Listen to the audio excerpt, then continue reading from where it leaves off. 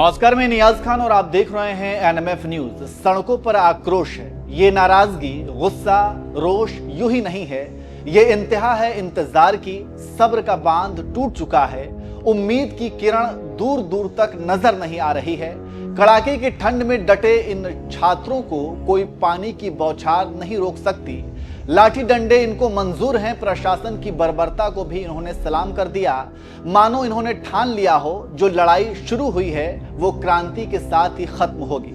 लेकिन भला इतनी ठंड में आधे कपड़ों में ये छात्र सड़कों पर क्यों बैठे हैं? इसकी वजह है बिहार लोक सेवा आयोग की 17वीं प्रारंभिक परीक्षा, जिसको रद्द करने की मांग तेज हो गई है।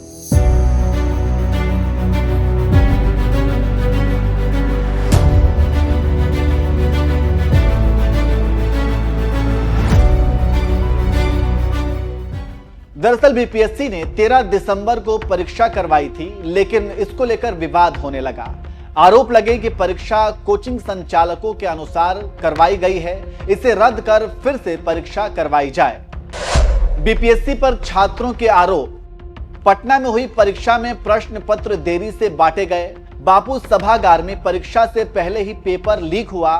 कुछ प्रश्न कोचिंग संस्थाओं के मॉडल प्रश्न पत्र से दिए गए। बीपीएससी ने कोचिंग संस्थाओं के साथ मिलकर बनाया पेपर। बीपीएससी के खिलाफ पटना में करीब 10,000 छात्र सड़कों पर उतरे।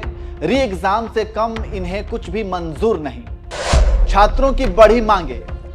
पेपर लीक की जांच पर आरोपियों पर सख्त कार्रवाई हो।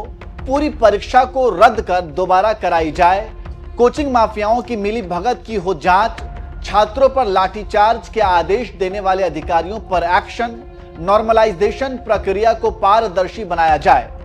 बीपीएससी के खिलाफ छात्रों का प्रदर्शन लगातार तेज होता जा रहा है, लेकिन उनके आरोपों को बीपीएससी ने सिरे से खारिज कर दिया है। आयोग का कहना है कि परीक्षा निष्पक्ष रूप से हुई है और परीक्षा को रद्द करने का सवाल ही नहीं उठता।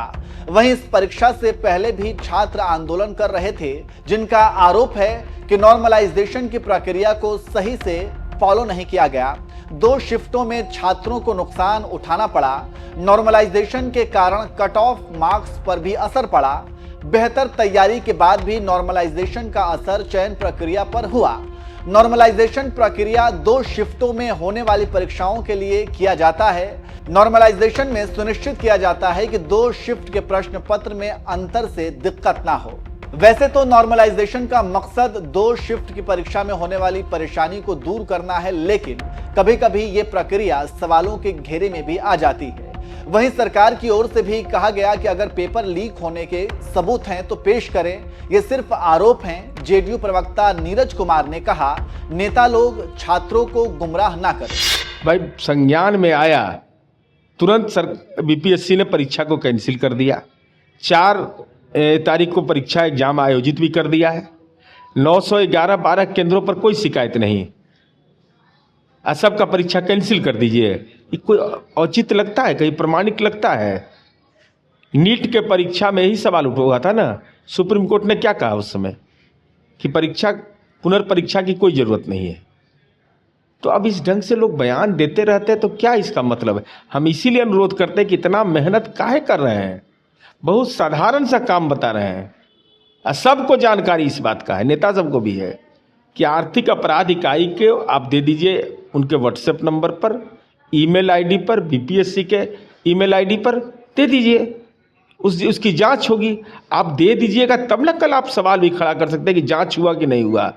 अब तक कोई भी आरोप का साक्ष्य नहीं दिया गया है, केवल बाहर बातें चल रही है। एक बच्चों को भविष्य के साथ खिलवाड़ किया जा रहा है, उनको भड़काने का काम किया जा रहा है। बीपीएससी के खिलाफ छात्रों के प्रदर्शन में सियासी रोटी भी खूब सेकी जा रही है। छात्रों के प्रदर्शन को लेफ्ट, आरजेडी और प्रशांत किशोर की जन सुराज का समर्थन भी मिल रहा है, लेकिन छात्र सियासी समर्थन की दरकार नहीं चाहते। उनका कहना है कि इस पूरी लड़ाई को राजनीतिक रूप ना दिया जाए। हमारा मुद्दा ये नहीं है कि कहाँ मिसकम्युनिकेशन हुआ, क्या हुआ। चाहे हमें जो री एग्ज़ाम है वो चाहे प्रशांत किशोर जी दिलवाए, चाहे कोई भी राजनेता दिलवाए, हमें उससे कोई इत्तेफाक नहीं रखते।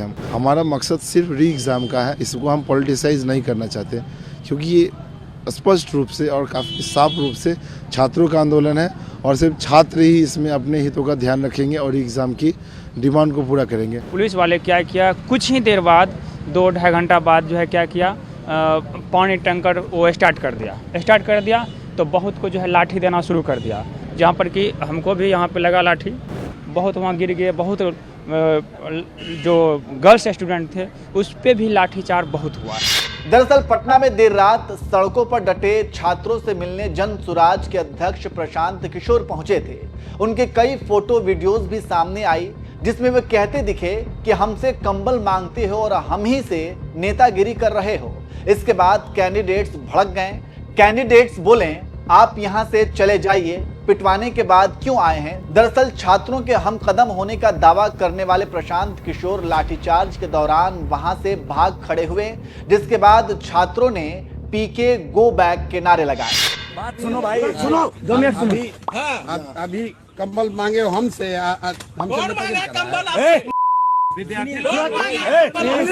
नीचे करो यार, लोग मांगे क्या आपसे, हाथ नीचे करो, आप कंबल देके धौस दिखा रहे हैं, हम लोग अपने दिए, हम लोग अपने दिए हैं। लाठीचार्ज के बाद छात्रों के बीच पहुंचे प्रशांत किशोर पर छात्र गर्म हो गए।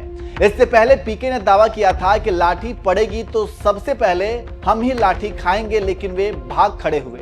हालांकि इस पूरे विवाद के बाद भी पीके का कहना है कि वे छात्रों के साथ आंदोलन में डटे रहेंगे। इधर निर्दलीय सांसद पप्पू यादव ने भी लाठीचार्ज में घायल छात्रों से मुलाकात की।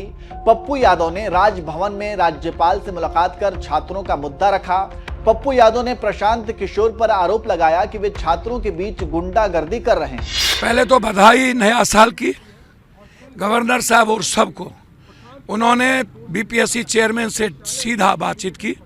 उन्होंने कहा आप आइए, मैं बात करूंगा।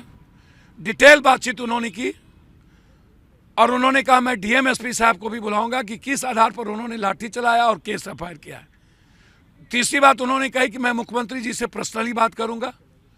चौथी बात उन्होंने कही कि किस आधार पर 12,000 का एग्जाम होगा और 4 लाख का नहीं होगा। एक पूर्णिया हाईकोर्ट बेंच, जो अन स्टेट में 3 बेंच है, 2 बेंच है, यहाँ एक ही बेंच है, और रात में 3 बजे जाकर के गुंडागर्दी बच्चों के साथ किया, गाली गलौज की। कहता है तुमको तो कंबल दिए, तुम्हारी औकात क्या है, तुम कौन है नेताजी, साले तुम कौन है नया नेता। इसको 4 दिन नेतागिरी करने नहीं हुआ है, ये हमारे बच्चों को नेता कहते हैं। बीपीएससी के खिलाफ छात्रों का ये प्रदर्शन करीब 13 दिनों से जारी है। हालांकि देर रात हुए बवाल के बाद बीपीएससी सचिव अमृत लाल मीणा ने छात्रों के एक दल से मुलाकात की। सचिव के जरिए छात्रों ने सीएम नीतीश तक अपनी मांगे पहुंचाई है। लेकिन इस बवाल के बीच सीएम नीतीश तो दिल्ली में बैठे हैं, जिस पर विपक्ष का आरोप है कि छात्रों के प्रदर्शन से नीतीश सरकार बैकफुट पर है। उनके इशारे पर छात्रों की पिटाई की गई। बहरहाल बिहार में बवाल थमा नहीं है। छात्रों को री एग्जाम से कम कुछ भी मंजूर नहीं। उधर सियासत भी जमकर हो रही है। ऐसे में सवाल है कि क्या नीतीश कुमार दिल्ली जाकर इस पूरे मामले से मुंह मोड़ रहे हैं? क्या वे इस पूरे बवाल के ठंडे होने का इंतजार कर रहे हैं, या फिर छात्रों को नजरअंदाज करना भी उनकी कोई सियासी मजबूरी है? नीतीश का दिल्ली दौरा पहले 1 दिन का था, वो 2 दिन का क्यों हुआ? इधर पटना में छात्रों पर लाठीचार्ज हो रहा है, उधर दिल्ली में नीतीश की सुरक्षा बढ़ाई गई है। खैर, इसका जवाब तो सीएम नीतीश कुमार ही दे सकते हैं। इस पूरे मामले पर आपका क्या कहना है, हमें कमेंट करके जरूर बताएं।